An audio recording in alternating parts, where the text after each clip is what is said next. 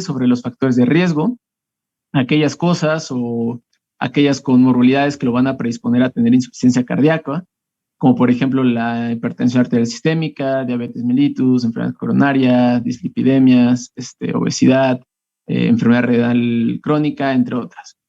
Y, y bueno, nombré principalmente estas porque pues tanto la hipertensión arterial como la diabetes mellitus, por ejemplo, o la enfermedad coronaria, como recordaremos, cuando el corazón pues sufre una anoxia que llevaba al debilitamiento crónico y que eso activa los sistemas reguladores, bueno, pues estos factores de riesgo son estas noxias. Y lo que vemos en la práctica, según la bibliografía que utilicemos, la mayoría de los pacientes son hipertensos o son diabéticos o tienen enfermedad coronaria. Ya que pues sabemos los factores de riesgo, ahora debemos continuar sobre el interrogatorio, sobre lo que son las internaciones previas y los desencadenantes. Y estas dos preguntas, o preguntar esto al paciente, pues son fundamentales porque, pues miren, ¿puedes pasar a la siguiente, por favor? Esta es una tabla que hice rápidamente. En lo que es el eje de lo que son las abscisas, tendremos lo que es el tiempo, y en el eje de las ordenadas tendremos a la capacidad física de nuestro paciente. Ahora, la capacidad física de un paciente normal podemos ver que está hasta arriba, que sería la primera marca roja. El paciente que tiene una insuficiencia cardíaca y se interna por primera vez, cae la clase funcional de este paciente. Entonces, con la primera marca azul, nosotros podemos ver cómo cae la clase funcional de nuestro paciente, ¿ok? Y bueno, cuando nosotros lo recuperamos a través de, por ejemplo, diuréticos, vasodilatadores y empezamos a poner fármacos, el paciente se va a recuperar, pero nunca va a volver a como está al principio. Si se fijan, está normal, cae su clase funcional, se recupera, pero no siempre llega otra vez a la clase funcional a la que estaba antes. Y esto va a ocurrir muchas veces. El paciente vuelve a caer, se interna y se recupera, pero jamás vuelve a poseer su capacidad física anterior. Así pues, hasta llegar a la muerte. Y entonces, para nosotros los médicos, podemos decir que es importante predecir y prevenir los factores de riesgo a través de la corrección de los hábitos de vida, como pues dar una terapia medicamentosa pues adecuada. ¿Puedes regresar al anterior, por favor? Y bueno, en cuanto a los desencadenantes, tenemos que cuando un paciente llega con insuficiencia cardíaca y pues él ya tenía, nosotros tenemos que saber por qué ese paciente se descompensó. Y pues las causas más frecuentes de esto son, por ejemplo, la terapia farmacológica inadecuada o que el paciente haya abandonado la medicación. Otra causa más frecuente son las transgresiones alimenticias. Por ejemplo, cuando el paciente se le pide que no consuma mucha sal, por ejemplo, y la noche anterior tal vez pues haya consumido mucho más de lo permitido. Y también por otro lado, incluso más importantes que esto, podemos ver las infecciones. Se ha visto que las principales infecciones en pacientes con insuficiencia cardíaca son la neumonía y la infección urinaria. Y nosotros al momento pues, de hacer el interrogatorio y de explorar al paciente debemos buscarlas, pues porque no solo vamos a tratar la insuficiencia cardíaca, sino pues también vamos a tratar la infección desencadenante de este síndrome. También pues por eso mismo es importante buscarla. Entonces la infección lo que le hizo a este paciente, que tal vez en reposo podía tolerar las demandas del organismo, pero cuando se infectó, pues deja de tolerar estas demandas. Entonces, además de tratar la insuficiencia cardíaca, nosotros debemos tratar la infección y de esta manera, pues vamos a ver una mejor recuperación de nuestro paciente. Y bueno, en la anamnesis, como ya todos sabemos, los síntomas son fundamentales y pues nosotros vamos a ver que el síntoma más frecuente por el cual el paciente llega a consulta en un 90%, según la mayoría de las bibliografías, es la disnea. Los estadios de la disnea marcados por la New York Heart Association son 4. Como vieron en la clasificación anterior, esta clasificación, además, pues dar un dato de clase funcional del paciente, pues también nos daba datos sobre la sintomatología. Tenemos que la disnea de grado 1 o clase 1 es aquel paciente que no tiene disnea a actividades físicas habituales. Este paciente puede salir a trotar, a caminar, etc. El paciente con clase funcional 2 tiene disnea de esfuerzos moderados.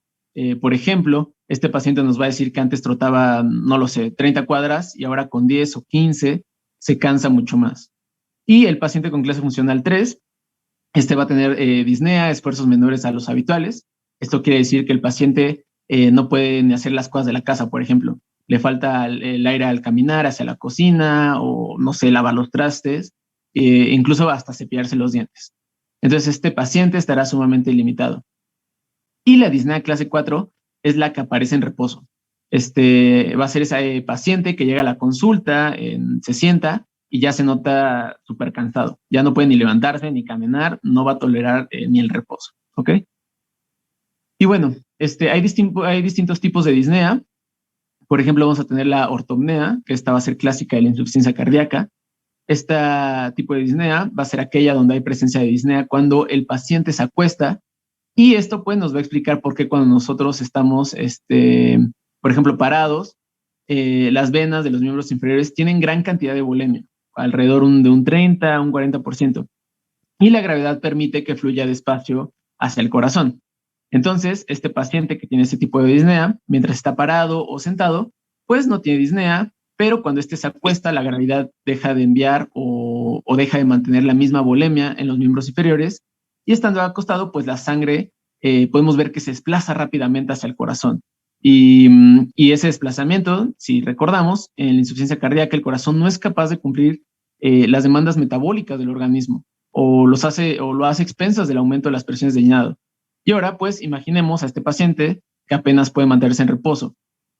Si apenas se puede mantener en reposo, ahora imaginémonos que en unos segundos nosotros le aportamos 1 litro de sangre al acostarlo. Es como si prácticamente hiciera ejercicio. Esta disnea se va a confundir mucho con la disnea paroxística nocturna. La diferencia entre esta y la disnea paroxística nocturna es que a la disnea paroxística nocturna es por otro mecanismo totalmente diferente.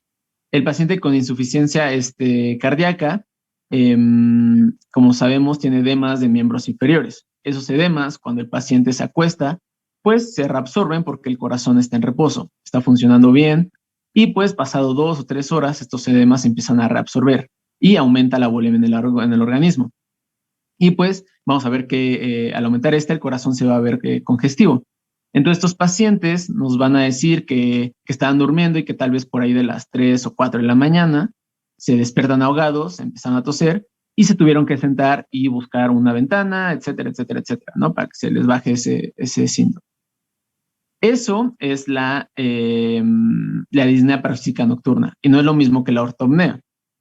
Ahora, el paciente casi siempre no reconoce lo que es la ortopnea, pero si nosotros le preguntamos cómo duerme, nos va a decir que duerme casi sentado, utilizando 3 almohadas casi, y cuando le preguntamos por qué, pues es casi seguro que nos diga que por qué cuando duermen con solo una almohada, pues les falta el aire. Y bueno, el último tipo de disnea es la vendopnea.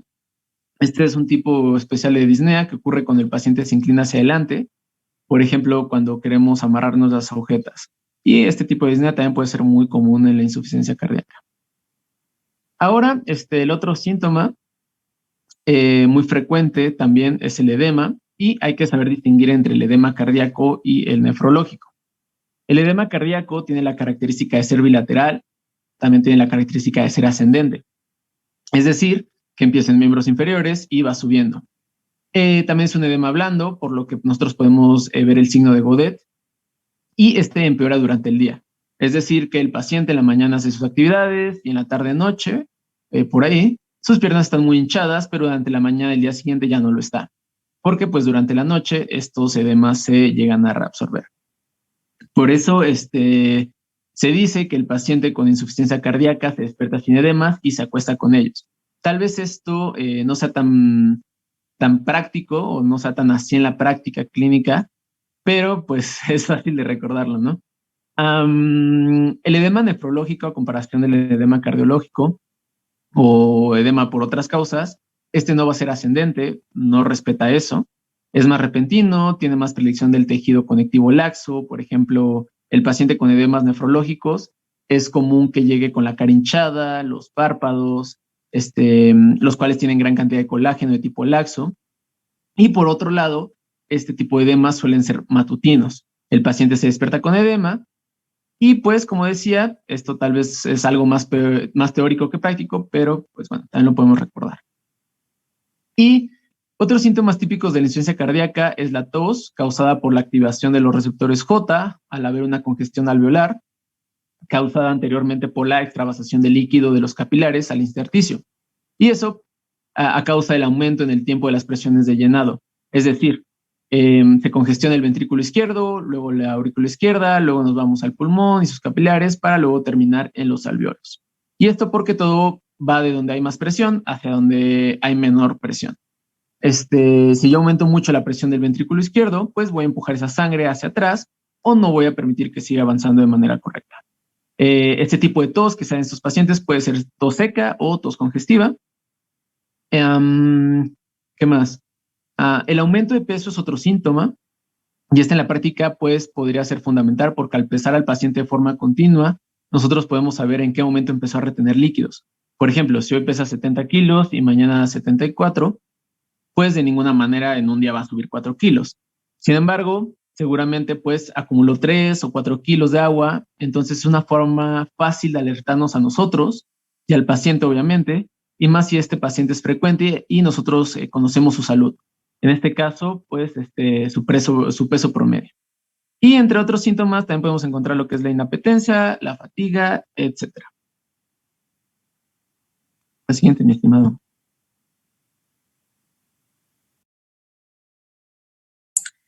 Bueno, ahora para hablar sobre el diagnóstico.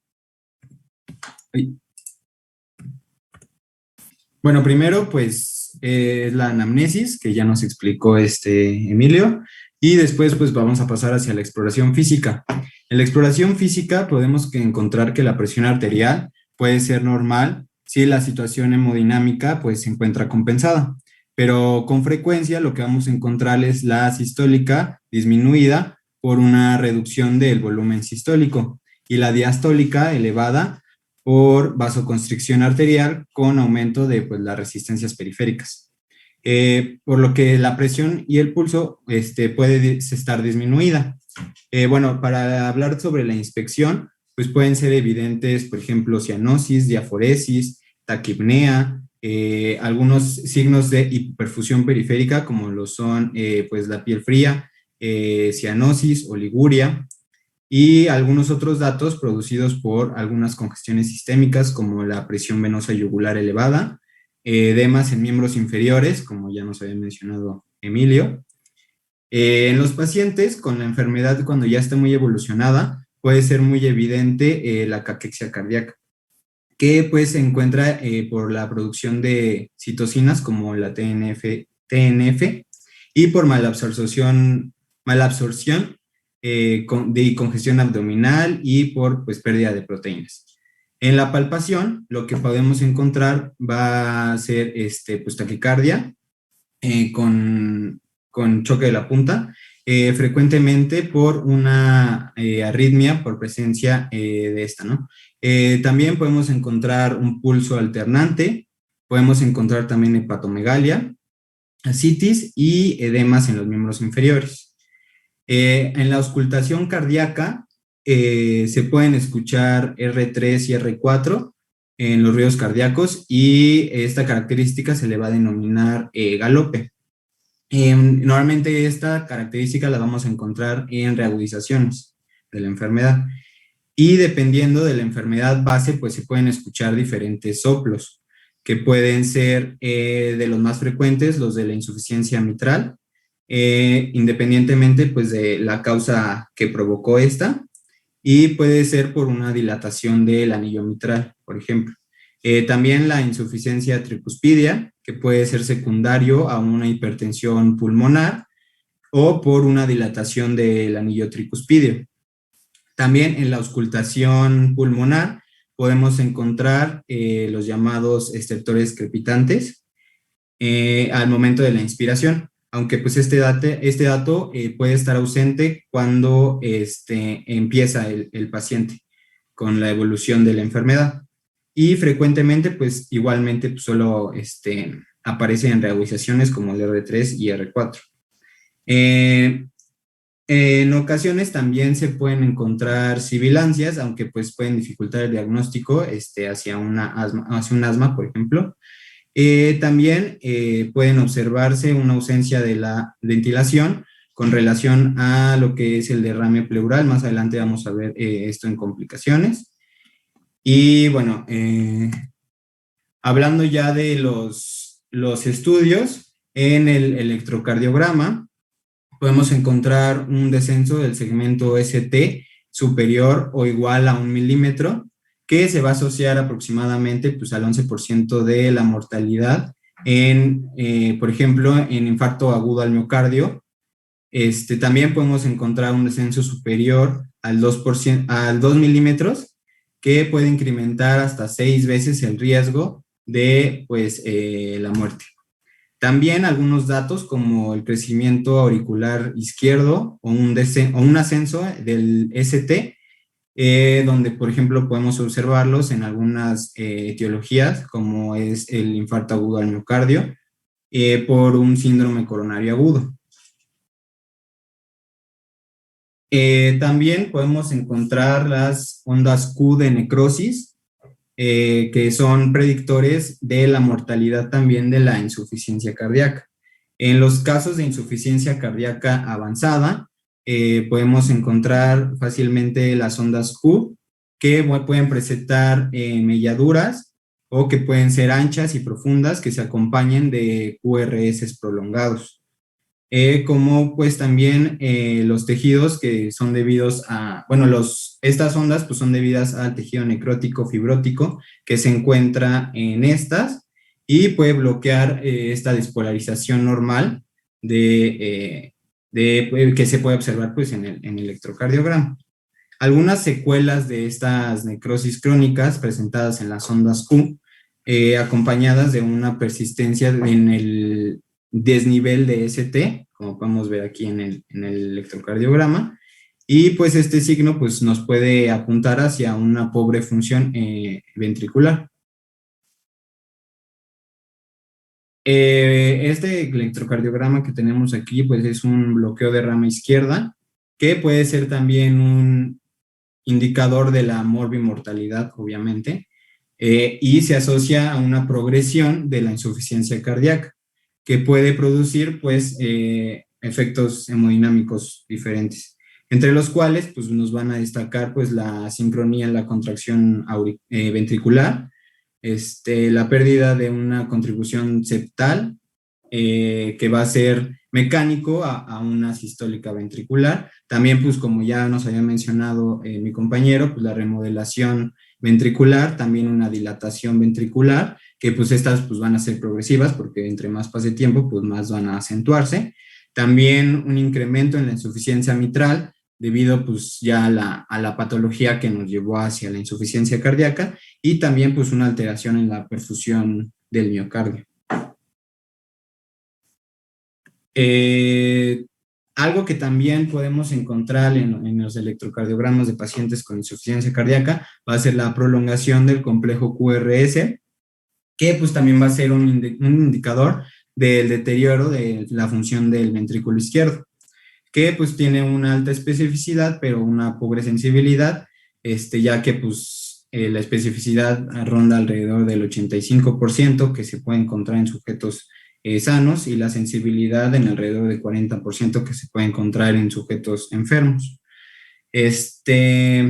También encontré que también en algunos signos electrocardiográficos en el bloqueo de rama izquierda, pues se van a asociar a esta función ventricular y a esta duración exagerada del complejo QRS, que puede ser, encontré que a veces de 170 milisegundos y a veces de más de 120 milisegundos. Y pues pueden estar presentes con las ondas Q que ya les había mencionado, en D1, en D1, en B5 y B6. También se pueden encontrar un desplazamiento en estas zonas, en B5 y B6, y también, como ya les había mencionado en las diapositivas pasadas, pues un desnivel de ST en B6 y una prolongación pues en el intervalo PR. Bueno, esta prolongación del QRS también está muy relacionado con la mortalidad por, pues lo que vimos en el tema pasado, lo de la muerte súbita. Pero obviamente todo esto pues va a depender también de la enfermedad base que nos va a llevar hacia la insuficiencia cardíaca. Hablando ya de otro estudio que va a ser importante, que es la radiografía de tórax, va igualmente a depender de la patología base, pero pues se puede encontrar algunos signos como cardiomegalia, signos de hipertensión venosa pulmonar, como lo es la redistribución vascular, edema peribronquial, perivascular y también alveolar. También podemos encontrar algún derrame pleural. También en el edema agudo de pulmón, pues va a aparecer un patrón muy peculiar que se le denomina alas de mariposa, que es un infiltrado alveolar en la zona de periliar, y en este signo pues va a ser bilateral. También pues es importante realizar esta radiografía de tórax porque pues como va a depender de la enfermedad base, pues podemos observar pues, alteraciones tanto en el tamaño cardíaco como en el tamaño de los grandes vasos. Bueno, también otro estudio que es importante va a ser la ecocardiografía, en donde pues debemos investigar anomalías estructurales, que va a ser igualmente sobre la enfermedad base o secundaria a la insuficiencia cardíaca, como el remodelado, y en donde podemos encontrar, pues hay que determinar la fracción de eyección del ventrículo izquierdo, que va a ser importante en todo el trayecto ya sea desde diagnóstico hasta tratamiento o incluso hasta pronóstico. La presencia de otras anomalías en la contracción también puede ser muy característico de estos pacientes, sobre todo en los que es una etiología isquémica. También se pueden observar otros datos con frecuencia como la dilatación y el aumento de la pared de los ventrículos, sobre todo pues del ventrículo izquierdo, en las insuficiencias mitral y tricuspidia, que pueden ser secundarias a una dilatación de los anillos, como ya habíamos visto también en otros temas. Y pues depende de la etiología, podemos encontrar también hipertrofia por hipertensión arterial, aneurismas, sobre todo en pacientes con infarto agudo al miocardio previo, etcétera. Ya va a ser dependiendo igualmente de la enfermedad que nos llevó hacia la insuficiencia cardíaca.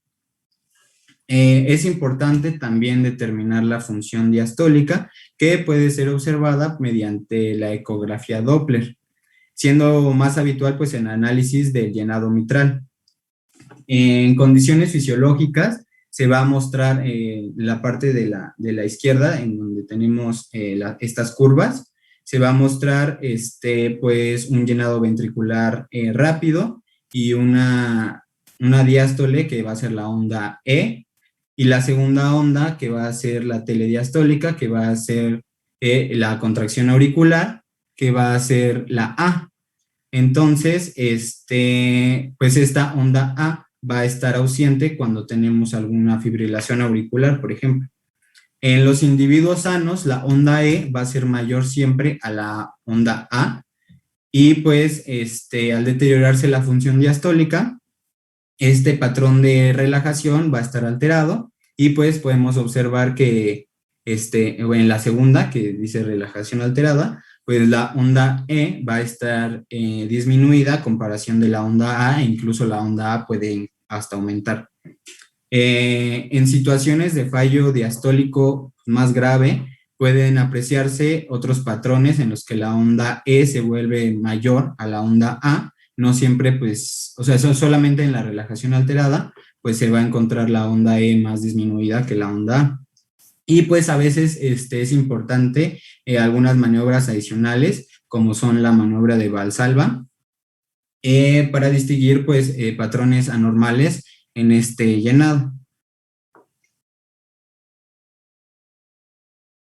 Es importante también, como ya nos había mencionado mi compañero, estos marcadores, que es el péptido natriurético atrial, el ANP y el cerebral, o llamado también ventricular, que son biomarcadores que van a utilizarse para tanto para el diagnóstico como para el pronóstico de la insuficiencia cardíaca. Los péptidos natriuréticos pues son más estudiados y valorados porque pues, nos van a comparar con otros marcadores, pero son más usados. La utilidad del péptido natriurético tipo B o ventricular o cerebral, así también pues como ya nos había mencionado mi compañero, el BNP, que es para formar el péptido natriurético ventricular. Tanto el péptido natriurético auricular como el ventricular, pues se van a producir fundamentalmente en los miocitos de las aurículas y de los ventrículos, y pues se van a elaborar en respuesta de la distensión del miocito, que pues va a estar causada por una sobrecarga en el volumen o en la presión. Mientras que el péptido natriurético atrial se va a valorar y se almacena en los gránulos del citosol del miocardio, y pues el péptido natriurético ventricular se va a originar cada vez que se necesita. Aquí les puse una tabla sobre cuáles son los valores aproximados que se van a tomar de corte para tanto el péptido natriurético atrial como el péptido natriurético ventricular y el PRO